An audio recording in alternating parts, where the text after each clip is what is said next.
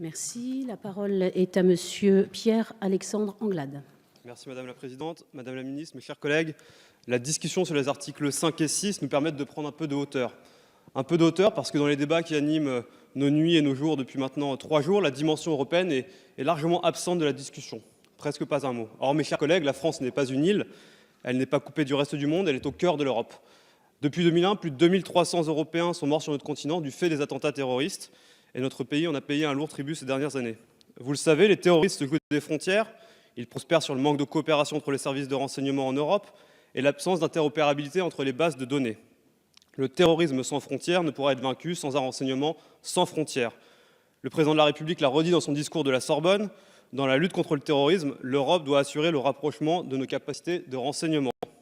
Alors je le dis dans cet hémicycle, ces articles sur le PNR sont très importants car ils permettent de transposer en droit français une directive votée il y a maintenant plus d'1 an et demi par le Parlement européen.